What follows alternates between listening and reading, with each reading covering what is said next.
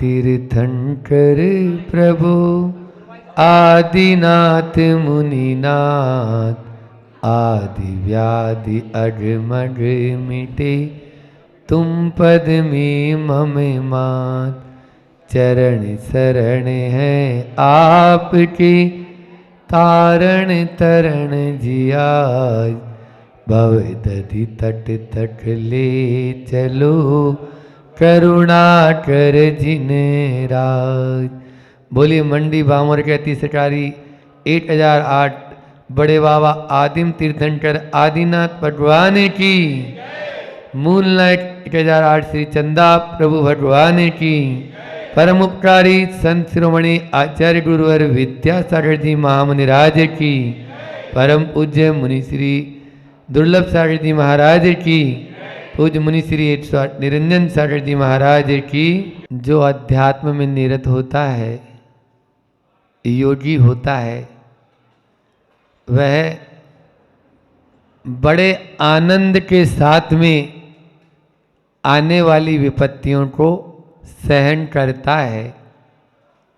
कष्टों को, दुखों से घबराता नहीं है, क्योंकि जानता है ये जब तक पूर्ण रूप से समाप्त नहीं होंगे तब तक मैं अपने उस केवल ज्ञान को प्राप्त नहीं कर पाऊंगा।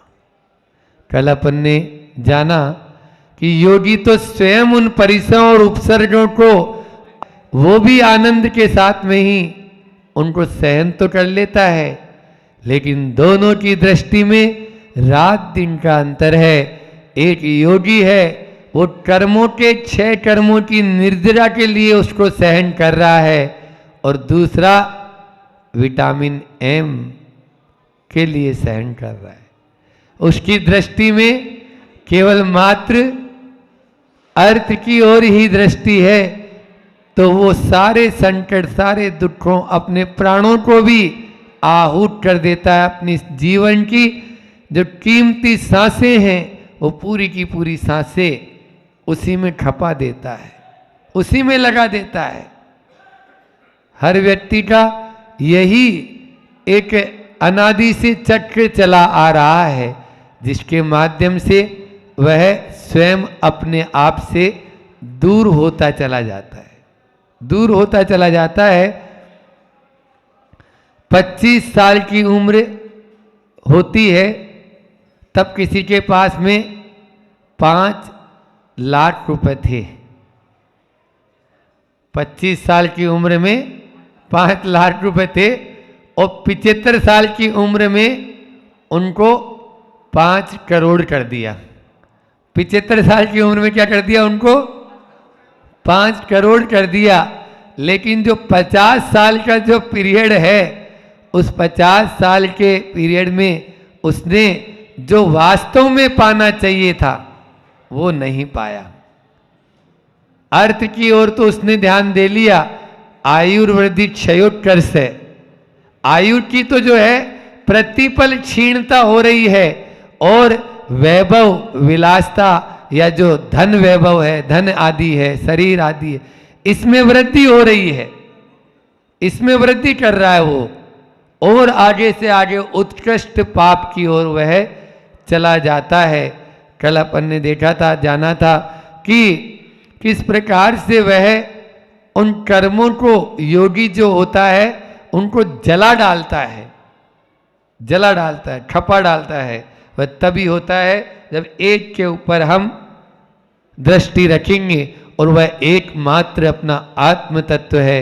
विगत 48 कारिकाओं में हम ज्ञान और ध्यान के माध्यम से अपने आप को ऊपर उठाने का पुरुषार्थ बराबर कर रहे हैं। मात्र 2-3 कारिकाएं और बची। अब पूरा इष्टोपदेश ग्रंथ राज आपके यहाँ होने वाला है। एक ग्रंथ पूर्णता की ओर है। प्रातः काल की वेला में जीव कांड चल रहा है, वह जीव कांड भी पूर्णता की ओर है, वह भी 2-3 दिन में हो जाएगा, और 2021 भी 2-3 दिन में हो जाएगा। हाँ, लेकिन गया समय लौटकर वापस नहीं आता, इस बात को जरूर अपन ध्यान में रख लें। जो पा लिया है या जो अपन ने अपनी आत्मा के लिए किया है वह तो अपना है, और बाकी जो शरीर और शरीर के आश्रित परिवार, घर संबंधी संपत्ति, इसके लिए जो हमने किया वह मात्र कल्पना और सपना है। सपने में नहीं जीना है, अपने में जीना है। अध्यात्म योगी उन गुणों के लिए पुरुषार्थ निरंतर कर रहा है।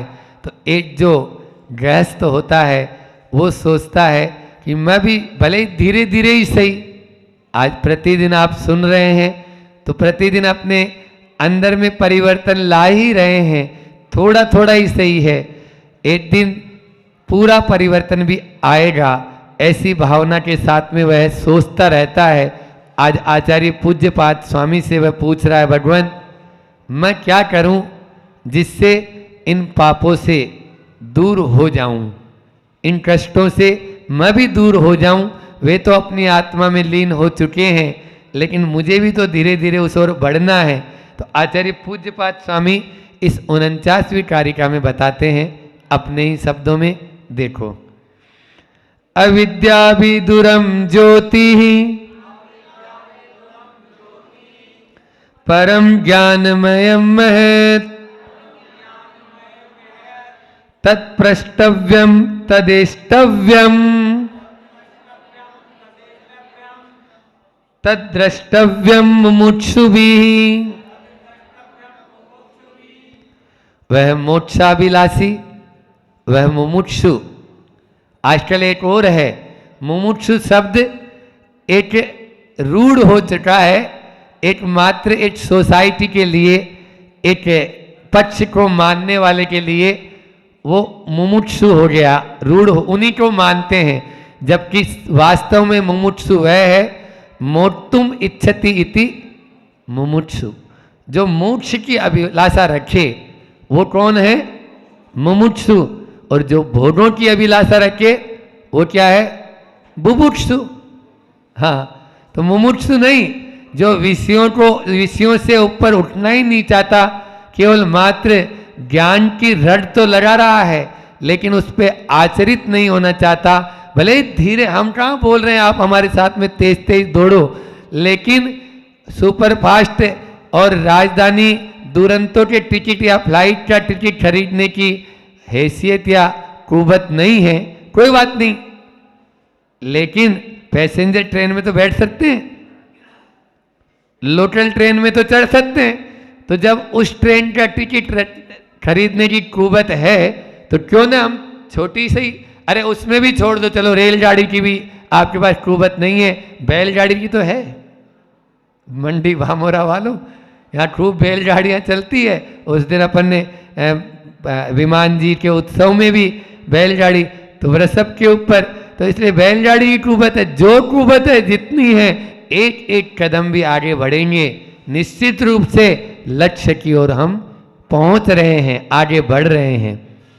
इसलिए मुमुक्षु वास्तव में वही कहलाएगा जो आचरण में लाता है। यहाँ पे उसी मुमुक्षु की बात है।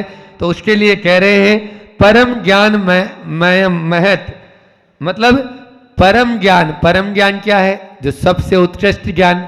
ज्ञान कितने प्रकार का होता है? अभी सुबह सुबह भी पढ़ा था, बोलो 5 प्रकार का। तत्वार सूत्र में भी आता है, मति ज्ञान, श्रुत ज्ञान, अवधि ज्ञान, मन परे ज्ञान और केवल ज्ञान। ये 5 प्रकार का ज्ञान है। उसमें परम ज्ञान कौन सा है? केवल ज्ञान। भाई सबसे लास्ट में कौन सा है? तो सबसे बड़ा कौन हुआ? सबसे महान कौन हुआ? महत, मतलब 2 विशेषण दिए उसके लिए, परम भी है और उत्कृष्ट भी है और महान भी है। ऐसा है केवल ज्ञान। उस केवल ज्ञान रूपी ज्योति अविद्या विदूरम, वह अविद्या का जो हमारा अज्ञान अंधकार है उसको नाश कर देती है। अज्ञान तिमिरांधना नाम ज्ञानांजन शलाकया। अपन बोलते हैं ना, तमसोरमा ज्योतिर्गमय, प्रार्थना में बोलते हो नहीं बोलते हो? तो वह अंधकार, सबसे बड़ा अंधकार है तो वह क्या है? अज्ञान रूपी अंधकार, मिथ्यात्व रूपी अंधकार। यहां पर अविद्या का मतलब वही है जो है उस चीज को वैसा नहीं देखना। ये माइट जैसा है वैसा नहीं देखना, इसको विपरीत देख लेना। यही क्या है? हमारा अज्ञान। नहीं महाराज हम ऐसे ही तो देख रहे हैं, ऐसा नहीं देख रहे ना, शरीर को ही आत्मा मान रहे हैं और आत्मा को ध्यान ही नहीं दे रहे हैं। हाँ, बहुत बहुत बढ़िया। हाँ, नया साल आ रहा है लेकिन नया जीवन बार बार। तो प्रतिपल हमारे यहाँ बताया गया है, प्रतिपल उस आत्म तत्व को भूलना नहीं है। इसीलिए अज्ञान रूपी अंधकार से हटना ही वास्तव में हमारे लिए एक नया प्रकाश की ओर आना है, नए उजाले की ओर आना है। हम जो पुरानी जो रूढ़ियों को लेके चल रहे हैं, चाहे वो किसी भी रूप में मना रहे हों, समझ में आ रहा है? अपन क्या कर रहे हैं, ये अभी बीच में बात आ गई तो बोल देता हूं इसके लिए भी कि नव वर्ष जो है वास्तव में यह हमारी परंपरा रही नहीं है। भारतीय नववर्ष अभी नहीं है, ये विदेशियों की देन है और इस विदेशियों की देन से ही हम उसी डर्रा पे चल रहे हैं और उसी को ही कर रहे हैं। और सारे पाप, हाँ, ड्रिंक डिनर डांस तीनों चल रहे हैं, 3D सिस्टम। तो ये 3D जो है वहां होता है। 31 तारीख को देखना कितना पैसा बर्बाद होगा। क्या ये वास्तव में नव वर्ष बनाने लगा? अरे मनाएं तो भी चलो कोई बात नहीं, आप लोग पूरे पाश्चात्य संस्कृति की ओर झुक रहे हैं तो अपनी संस्कृति को, मूल को तो मत छोड़ो। इसलिए यहां पर रात में भट्टामर का पाठ करें, नमोकार की जाप करें, करो ना, कौन मना करे? बड़े बाबा के सामने आके खूब अच्छे से बढ़िया भक्ति भाव करें, मनाए। ऐसा ये तो फिर भी सही है। आजकल एक किट्टी पार्टी, एक और आज सुबह सुबह ही बता रहे थे, प्रश्न आया था तो मैंने बोला ठीक है भैया बोल देंगे। तो ये कौन सी पार्टी आ गई? जनता पार्टी तो सुनी थी, कांग्रेस पार्टी तो सुनी थी, अब ये एक और पार्टी शुरू हो गई है। तो ये उसमें किटकिटी होती रहेगी, कभी वात्सल्य नहीं आएगा, कभी प्रेम नहीं होगा, उसके माध्यम से एक दूसरे से दूरियां बढ़ती भी चली जाती है। आप देखना नहीं रही ना।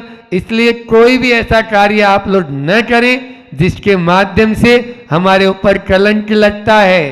हाँ, काजल से भी काला है ये कलंक, यही अज्ञान है, उसी की बात कर रहे हैं हम। जिसकी आत्म तत्व की ओर दृष्टि रहती है, जीव मात्र के प्रति जिसको अहिंसा धर्म प्यारा होता है, वो इन सब बातों से बहुत ऊपर उठ जाता है। वो सब करेगा, जो आया हुआ अतिथि है उसका सत्कार करेगा, लेकिन कब करेगा?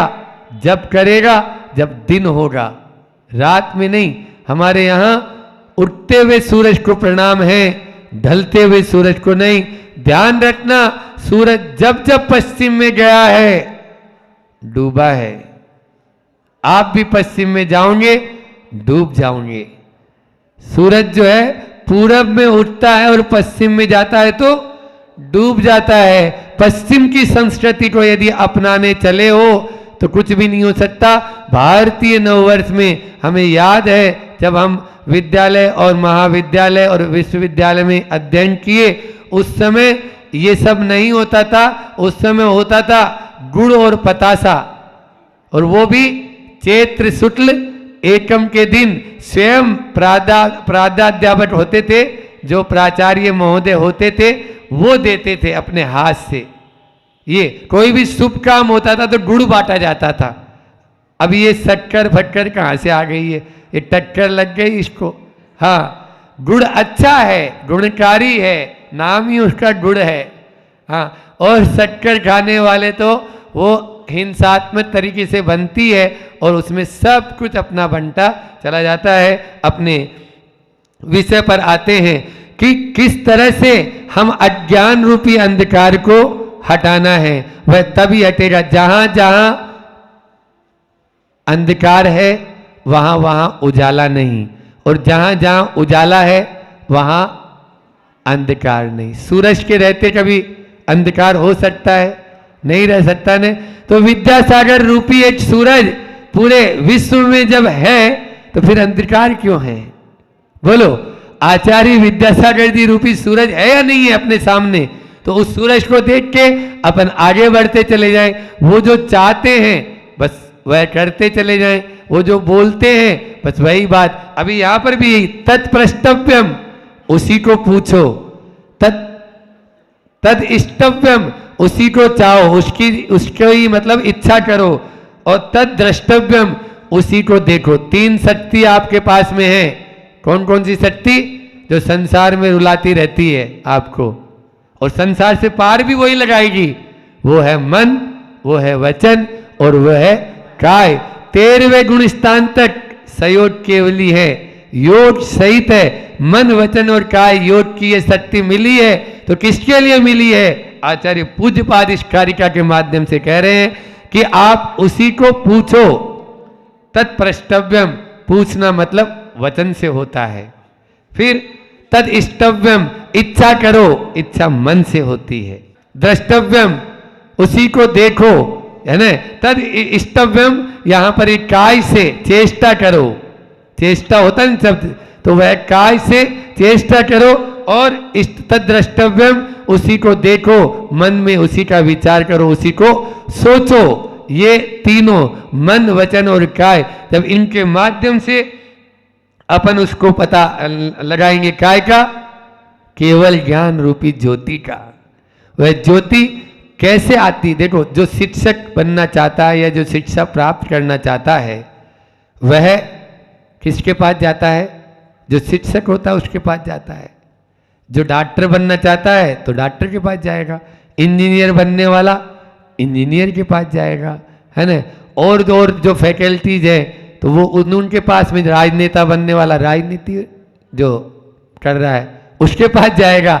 आपको यदि मुमुक्षु बनना है तो आ जाओ, मोक्षाभिलाषी। आप मुमुक्षु हैं तो आप जो महाराज बन चुके हैं, माताजी बन चुके हैं, उनके पास जाओ, क्योंकि वही बात पूछो, वही बात करो, वही बात सोचो। अभी जैसे आप लोगों के यहाँ निर्माण कार्य चल रहा है, तो आप लोग रात दिन वही करते हैं, उसी के बारे में चर्चा होती है एक दूसरे से। देखो, दुकान पे भी होते हैं तो वही, क्या हो रहा भैया, ट्रक आया नहीं आया पत्थर का, पूछते नहीं पूछते हैं, ये उसी की चिंतन चल रहा। उस स्वप्न में भी वही नजर आता है, महाराज बड़े बाबा का मंदिर बना हुआ नजर आता है हमको। तो ये जब होगा तभी वह साकार रूप ले पाता है। जब हम बाहर के वातावरण में इस तरह का कर रहे हैं, तो भीतरी वातावरण में भी तो वही चाहिए। भीतरी भी उद्धार करना चाहते हैं, तब उन्हीं के पास में जाएं जो उस मार्ग पर चल पड़े हैं, तभी वह सही रूप में मुमुक्षु कहलाने का अधिकारी है। अन्यथा वह उसका अधिकारी नहीं रह पाएगा। अपन को सच्चे अर्थों में मुमुक्षु बनना है, तभी हम अपने आप को ऊंचा उठा पाएंगे। आचार्य श्री जी भी इन पंक्तियों के माध्यम से पद्यानुवाद की रचना कर रहे हैं। जिसे अविद्या देख कांपती, पल भर में बस नस जाती, महाबलवती ज्ञान ज्योति वह कहलाती है शुक्लाती। महाबलवती वह ज्ञान ज्योति है, उसका नाम ही केवल ज्ञान। केवल, दूसरे कोई नहीं रहेंगे, बस वो रहेगी, वो ज्योति रहेगी। महाबलवती ज्ञान ज्योति वह कहलाती है शुक्लाती। बात करो तो करो उसी की, बात करो तो करो उसी की, चाह उसी की करो सदा। मुमुक्षु हो तुम उसी दृश्य को, देखो उर्मी धरो सदा। मुमुक्षु हो तुम उसी दृश्य को, देखो उर्मी धरो सदा। उसी को ही अपने भीतर में हमेशा उसको झांकते रहो, देखते रहो, तो निश्चित रूप से वह ज्योति जलेगी। अभी वो थोड़ी बुझी जैसी लग रही है, लेकिन बुझी नहीं, उसको केवल मात्र जब मंडलाचरण आदि होता है, आपके कहीं कोई सभा होती है, दीप जलाते हैं, दीप जलाते हो ना, तो एक भजन भी गा देते हैं भजनकार कि ज्योति से ज्योति जलाते चलो। बस आपको कुछ नहीं करना है, जो ज्योति जल रही है उसके पास अपना दीपक ले जाओ, वो भी जल जाएगा। समझ में आ रहा है ना? तो जो अपने दीपक को जलाना चाहते हो, तो जो ज्योति पहले जल रही है उसके पास में थोड़ा सा अपन ले जाएंगे, अपनी भी ज्योति जल उठेगी। समय आप सबका हो चुका है। जो बात हमने कही है कि किस प्रकार से हमें नव वर्ष मनाना है या नहीं मनाना है या क्या है नव वर्ष, उसको भी ध्यान में रखें और अपने अज्ञान रूपी अंधकार को भी दूर रखें। इतना ही कहकर मैं अपनी वाणी को विराम देता हूं। बोली अहिंसा परमो धर्म की, आचार्य गुरु और विद्यासागर जी महामुनि राज की। तीसरी बात, दो बात हो गई। तीसरी बात, जब तक ये तुम्हारे साथ हैं तब तक तुम्हें प्रसन्नता की अनुभूति कराते ही रहे, इसकी भी कोई गारंटी नहीं। इसकी भी कोई गारंटी नहीं है कि आज जो संपदा आपके पास है वो संपदा आपको हमेशा प्रसन्न कराते ही रहे।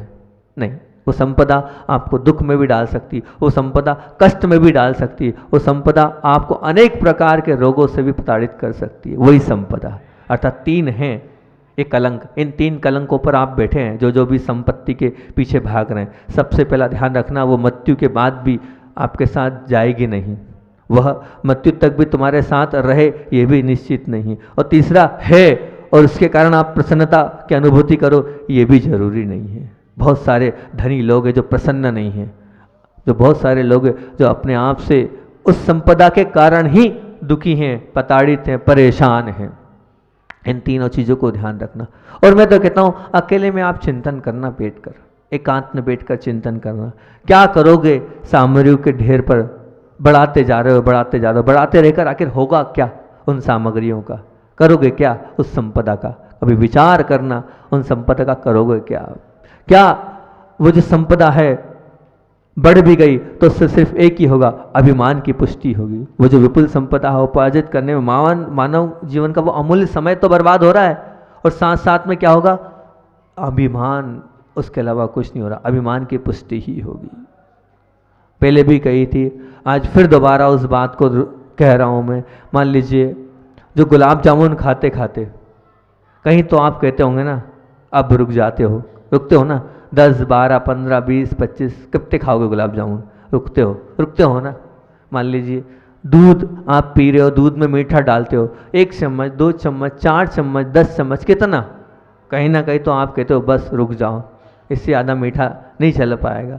परंतु बताओ, इस संपदा के मामले में, संपत्ति के क्षेत्र के मामले में, पैसों के मामले में रुक जाओ क्यों नहीं? पहले भी मैंने एक बार कहा था, रुक जाओ क्यों नहीं? आपके जीवन में रुक जाओ, इसमें क्यों नहीं? इसमें भी रुक जाओ आना चाहिए। संपदा के विषय में भी आपके लिए, धन के विषय में भी आपके मन में रुक जाओ वाली वो बात आनी चाहिए। वो क्यों नहीं आ रही है? सोचो, विचार करो, वो ऐसा भाव क्यों नहीं आ रहा? इन सब चीज़ों में तो है हमारा भाव, लेकिन उसमें नहीं है रुक जाने वाला भाव। एक और वास्तविकता आपके सामने रखता हूँ, जो जीवन की प्रमुख बातें हैं, क्योंकि उसके बिना नहीं रह सकते हम। मानते हैं कि इन 3 आधार बिंदु हैं, इन 3 आधार बिंदुओं के बिना हम अपना जीवन यापन नहीं कर सकते। कौन सी 3 आधार बिंदु हैं वो मैं रखता हूँ। सबसे पहला ये है कि भोजन के बिना मनुष्य जीवित नहीं रह सकता है, निश्चित बात है। पर क्या भोजन 24 घंटे करते हैं आप? नहीं, 24 घंटे भोजन नहीं करते हैं, बिल्कुल। अब वो जो भोजन किया है उस भोजन को आपको बाहर भी करना पड़ेगा, शौच आदि के माध्यम से। क्या पाखाने में, शौचालय में 24 घंटे बैठते हैं आप? नहीं बैठते, बहुत अच्छी बात है। और उसके बाद तीसरी बात जो बहुत ज़रूरी है, नींद के बिना आप अपना आगे का जीवन नहीं चला सकते। क्या 24 घंटे आप सोते रहते हैं क्या आप? नहीं। कितनी देर सोएंगे? 8 घंटे, 10 घंटे, 12 घंटे, इससे ज़्यादा क्या सोओगे आप? ये तीनों चीज़ जरूरी भी है, इनके बिना आप अपना जीवन नहीं व्यतीत कर सकते। खाने के बिना, नींद के, इनके बिना नहीं कर सकते आप। लेकिन क्या पूरे समय करते हो आप? बिल्कुल नहीं करते। पूरे समय करोगे भी नहीं, कर भी नहीं पाओगे आप। क्या करोगे आप? मतलब पागल कहलाओगे अगर आप करते रहे तो। फिर उसके बाद भी ये तीनों चीज़ आपके जीवन में समय समय पर होती है। तो इसी प्रकार आप ये बताओ, जो आपने पैसे को इतना महत्व दिया है, पैसे को आपने सब कुछ माना है, वो क्या इतना इस प्रकार से, जिस प्रकार से इन तीनों चीज़ों में अपन ने एक समय सीमा बांधी, उसमें पैसे में आपने सीमा बांधी है? नहीं बांधी है। आप तो पैसे के पीछे दिन हो रात हो 24 घंटे और लगे हो, सिर्फ पैसा पैसा पैसा। उसके बिना आपका जीवन नहीं चल रहा है, उसके बिना आपका जीवन अधूरा है। परंतु ध्यान रखना, इस लोभ के कारण, जिस लोभ में आप पड़े हैं, आपको कहीं ना कहीं सीमा तो बांधनी पड़ेगी, कहीं ना कहीं लक्ष्मण रेखा तो बनानी पड़ेगी। अगर लक्ष्मण रेखा नहीं बनाई तो ये मान के चलना आपका जीवन नीचे की ओर गमन करने वाला निश्चित तौर से है। आप अगर नहीं विचार करेंगे तो नीचे की ओर जाएंगे ही जाएंगे। उस लोभ को कम करने के लिए आगम में विवक्षा आई है, आगम में विवक्षा आई है कि पात्र को दान दो, सुपात्र को दान दो। कल परसों चर्चा चल रही थी महाराज जी, समय है? हाँ है समय, 3-4। तो पात्र को दान दो, तो पात्र की विवक्षा आई कि आखिर पात्र कहते कैसे हैं। तो आगम को जब हम उठा के देखते हैं तो 3 बातें उसमें मिलती है, पात्र, अपात्र और कुपात्र। तो अपन पात्र की चर्चा कर लेते हैं कि पात्र किसे कहते हैं। पात्र 3 प्रकार के होते हैं, उत्तम, मध्यम और जघन्य। उत्तम, मध्यम, जघन्य में भी उत्तम के भी 3 भेद होते हैं। उत्तम के भी 3, मतलब जो उत्तम है उसके भी 3, उत्तम, मध्यम और जघन्य। तो उत्तम में कौन होते हैं? तो बोले उत्तम में जो पात्र होता है, उत्तम पात्र होता है तीर्थंकर। उत्तम पात्र होता है तीर्थंकर। और उस उत्तम के मध्यम में पात्र होते हैं गणधर परमेष्टि। कौन? गणधर परमेष्टि। और उत्तम के जघन्य प्राप्त होते हैं मुनि, साधु, आचार्य, उपाध्याय। मतलब जो मुनि होते हैं, मुनिराज, आचार्य और उपाध्याय, ये कौन होते हैं? उत्तम के जघन्य में। उत्तम के जघन्य में ये होते हैं। ये होगी उत्तम की विवक्षा। अब मध्यम की विवक्षा करते हैं तो मध्यम के भी 3 भेद होते हैं। उसमें भी विवक्षा 2 प्रकार से, मध्यम में भी पुरुष वर्ग की अलग और महिला वर्ग की अलग। तो मध्यम के 3 भेद कौन कौन से हैं? तो बोले मध्यम के जघन्य भेद हैं। मध्यम का जघन्य भेद है पहली प्रतिमा से लेकर 6वीं प्रतिमा तक। पहली प्रतिमा से लेकर 6वीं प्रतिमा तक वाले जो जीव हैं वो मध्यम के जघन्य वाले हो गए। अब मध्यम के मध्यम कौन से? बोले 7वीं, 8वीं, 9वीं प्रतिमा वाले जो होते हैं वो मध्यम के मध्यम। और मध्यम के उत्तम कौन से? बोले 10वीं, 11वीं प्रतिमा वाले शुल्लक एलक आदि होते हैं, वो कौन हो गए? मध्यम के उत्तम। ये है पुरुष वर्ग में। महिलाओं में बदल जाएगा। महिलाओं में क्या होगा? तो महिलाओं में क्या रहता है? इसके भी मध्यम के भी 3 भेद होंगे। मध्यम के उत्तम में आती हैं छुल्लिका, आरिका, ये मध्यम के उत्तम में आएंगी। अब मध्यम के मध्यम में क्या आएंगे? जो ब्रह्मचारिणियाँ हैं, गृह त्यागी हैं, प्रतिमाधारी हैं, ये मध्यम के मध्यम में आएगी। और मध्यम के जघन्य में कौन? जो घर में रहकर प्रतिमाओं का पालन कर रही है और अनुव्रतों का पालन कर रही है, निर्वाह कर रही है, वो मध्यम में मध्यम के जघन्य में आएगी, स्त्री पर्याय से संबंधित। और फिर तीसरे में है क्या? जघन्य। तीसरे में जघन्य में, जघन्य को इसको यहाँ से उन्होंने विवक्षित किया है सम्यक दर्शन के साथ। सम्यक दर्शन मतलब 3 प्रकार का सम्यक दर्शन होता है, छायिक, क्षयक्षमिक और बताओ कौन सा होता है? औपशमिक। औपशम सम्यक, छायिक सम्यक। तो यहाँ जघन्य के मतलब जघन्य का उत्कृष्ट भेद उन्होंने बनाया छायिक सम्यक दृष्टि। छायिक सम्यक दृष्टि जिसने अपनी 4 अनंतानुबंधी क्रोध, मान, माया, लोभ को सम्यक, सम्यक, मिथ्यात्व को और मिथ्यात्व को क्षय कर दिया है, छायिक सम्यक दृष्टि है। आने वाले समय में उसको मोक्ष की प्राप्ति निश्चित है। अगले भव में उनको मोक्ष जाना ही है, सीट पक्की हो गई। वो होता है जघन्य का उत्तम, मतलब उत्कृष्ट, जघन्य का उत्कृष्ट। अब जघन्य का मध्यम कौन? तो बोले उपशम सम्यक दृष्टि, जो कैसा है? छायिकवत है, जिसने इन 7 प्रकृतियों को दबा के रखा है। जिसने इन 7 प्रकृतियों को दबा के रखा है वो कौन है? जघन्य का मध्यम। जघन्य का मध्यम। और उसके बाद क्या है? जघन्य का जघन्य। जघन्य का जघन्य कौन है? तो बोले वो है असंयत क्षयोपम सम्यक दृष्टि। आप हम हो सकते हैं उसमें। कौन? क्योंकि चल मल आगार दोष लगते हैं हमारे लिए। तो चल मल आगार जो दोष लगते हैं वो सम्यक के कारण लगते हैं। क्या होता है चल मल आगार दोष? पहले भी बताया था। चल मल आगार दोष मतलब क्या? आप जो कहते हैं ना हमारे आदिनाथ भगवान, हमारे कौन बड़े बाबा, हमारे ये बड़े बाबा, नहीं, इसमें ये जो लग रहा है ना भगवान के प्रति हमारे लग रहे हैं, नहीं, सब एक जैसे हैं।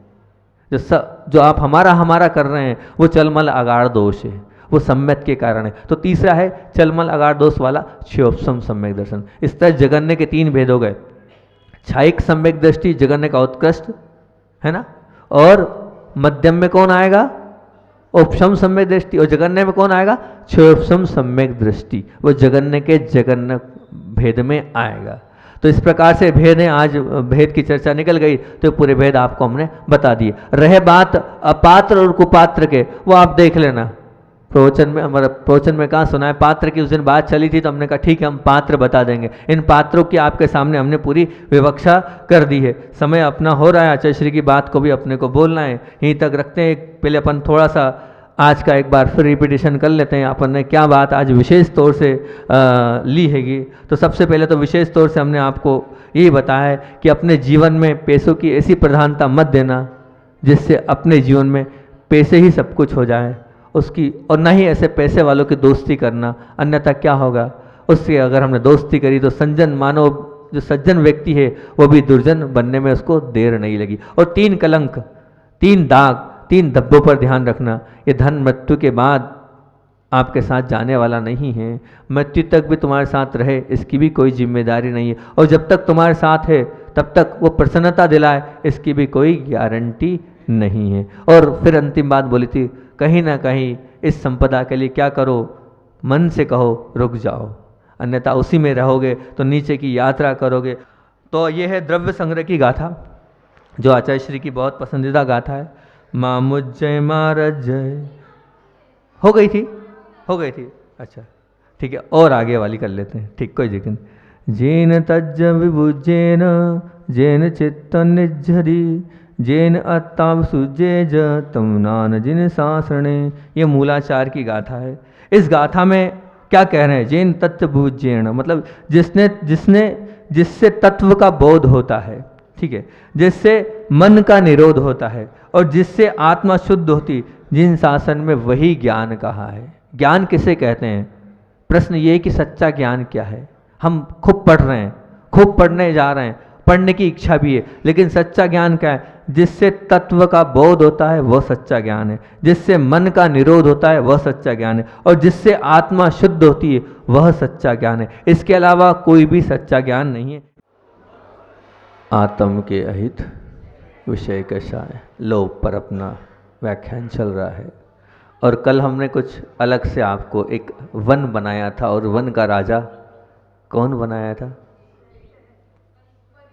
परिग्रह बनाया था। वन का राजा परिग्रह बनाया था, वहाँ तो होता है। और उस परिग्रह के राजा को हमने अलग अलग उपाधियों से विभूषित किया था, उसके परिवार में बेटा पुत्र आदि।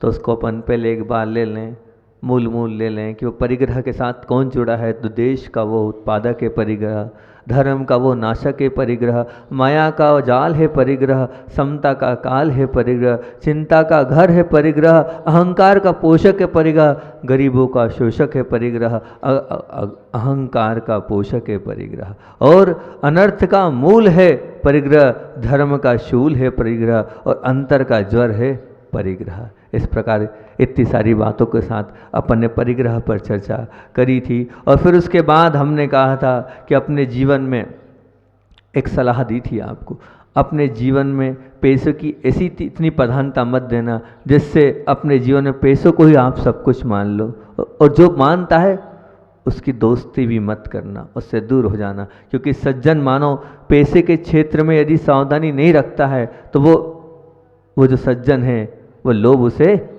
दुर्जन बना देता है। फिर मैंने 3 दाग धब्बे कलंक जो कहना हो कह दो, इन 3 धब्बों से युक्त होती है वो संपदा आपकी। कौन सी? पहली थी मृत्यु के बाद इसमें से कुछ भी हमारे साथ नहीं जाएगा। दूसरा, मृत्यु तक साथ रहे इसकी भी कोई, और तीसरा, जब तक ये हमारे पास है जरूरी नहीं है कि हमें प्रसन्नता ही प्रदान करे। और फिर मैंने कहा था इस संपत्ति के क्षेत्र में रुक जाओ, इस बात को आप अगर नहीं लाएंगे तो आपकी यात्रा नीचे की ओर होगी। और फिर उसके बाद आपको पात्र, सुपात्र और कुपात्र के विषय में आपको पूरा समझाया था। फिर और आज अपन चलते हैं। कल हमारे पुराने नोट्स थे, जो शावकाचार्य आदि के नोट्स थे, उनको उठा के देखा तो कुछ विषय 8-10 विषय उसमें नहीं मिले। हमने सोचा बस बंद कर देंगे, बहुत हो गया आप लोगों को दान दान दान दान। महाराज जी बार बार पीछे पड़ गए, दान के पीछे पड़ गए थे, पहले दुख के, फिर पीछे पड़ गए क्रोध के, अब दान के पीछे पड़ गए ना, पीछे पड़ गए, बहुत ज़्यादा पीछे पड़ गए। आज अच्छा लगा, सुबह सुबह हमें अच्छा लगता है कि हम बोलते हैं और जब आप लोग उस पर फॉलो अप करते हो, उसको मानते तो अच्छा लगता है। बहुत से लोगों ने अपने जीवन में क्रोध कम किया, बहुत सारे लोगों ने, मैं ये नहीं कह रहा हूँ कि नहीं किया, बहुत सारे लोगों ने बहुत सारे विवाद निपटे, आपस के क्रोध निपटे, आपस में सब लोगों ने क्षमा मांगी, बहुत सारे परिवार एक भी हुए। ये उपलब्धि थी कि बहुत सारे परिवार में आपस में मिलना जुलना नहीं था, बोलना चालना नहीं था, वो सब हुआ, खान पीन हुआ, कुछ तो फर्क पड़ा। अभी अभी मैं देख रहा था, पूजन चल रही थी आचार्य श्री जी की, तो एक सास और बहू दोनों एक साथ जब यहाँ पूजन कर रही थी तो मुझे बड़ी अंदर से प्रसन्नता हो रही थी, चलो कुछ तो फर्क पड़ा। दोनों सास बहू एक साथ बैठ खड़े होकर यहाँ पूजन कर रही थी, बहुत अच्छा लगा। और भी बहुत सारे ऐसे प्रकरण यहाँ बामोरा में घटे, अच्छा लगा। और फिर सुबह सुबह मैंने देखा उठते उठते बोनी हो गई, उठते उठते एक महिला आई और महिला ने कहा, महाराज जी आप रोज रोज बोल रहे हो, धीरे से कहा गुप्त दान में हमारा इतने तोला सोना। मैंने कहा ठीक ठीक, बोले बता, नहीं नहीं घोषणा नहीं करना महाराज जी, घोषणा नहीं करना, आप समझो महाराज जी। मैंने ठीक है, कैसे भी हो दे तो रहे हो आप, दान की भावना तो बन रही। धीरे से आके हमने और भी ऐसे लोग आए जिन्होंने हमसे कहा है महाराज जी ऐसा ऐसा आप बोल रहे हो, हम ऐसा ऐसा कर रहे हैं, बहुत अच्छी बात है। तो फर्क तो पड़ रहा है आपको, कुछ तो आप सीज रहे हैं। हाँ हुई है, बहुत अच्छी बात है, कुछ तो हुआ हैगा। अभी 4-6 दिन पहले एक बार हमने क्रोध पे बोला तो उन्होंने भी यही कहा था हमसे कि महाराज जी बहुत दिनों से चाह रहे थे, वो बोले, हमने प्रयास भी किया, वो बोल ही नहीं रहे थे, लेकिन वो क्या पता कि उस समय अपने आप आके उन्होंने हमसे जय जिनेन कर ली, हमारी बड़ी प्रसन्नता हुई। तो हमें फिर बाद में ध्यान आया, अच्छा आज महाराज जी के प्रवचन में बैठे थे, कुछ तो असर पड़ गया इनके। तो अच्छा है आपके अंदर कुछ न कुछ अच्छे गुण आए, हम तो इसीलिए मेहनत करके आपके सामने बात रखते हैं और आप उसको फॉलो अप करते तो बहुत अच्छी बात है। तो कुछ पुराने नोट्स जो हमारे थे उनमें से कुछ बिंदु आज देता हूँ, अच्छा लगे तो बहुत अच्छी बात है कि शुरुआत करता हूँ। सबसे हल्की है रुई। रुई जो होती है वो सबसे हल्की होती है ना। देखा होगा आपने रुई का वजन, तभी तो आप इतनी ठंड में वो रजाई ओढ़ लेते हो, भारी होती तो ओढ़ लेते क्या, अच्छी बड़ी मोटी मोटी रजाई ओढ़ते हो तो इसलिए ओढ़ते हो क्योंकि वो हल्की होती है। तो सबसे हल्की हुई वो रुई। और उससे भी कुछ हल्का होता है, उससे हल्का भी होता है। क्या? तो उससे हल्का होता है वो अकौवे का पेड़ का वो जो होता है ना, जिसको कहते हैं उड़ता है, अकौवे का पेड़ है एक, क्या बोलते हैं उसको, कपास नहीं है, वो अकौवे के पेड़ पे लगता है और फिर उसके बीज रहते हैं और बीज के साथ वो उड़ता है, उसको फुदकी बोलते हैं, क्या बोलते हैं, अकौवे का फूल ही बोलते हैं, जो उड़ता हैगा।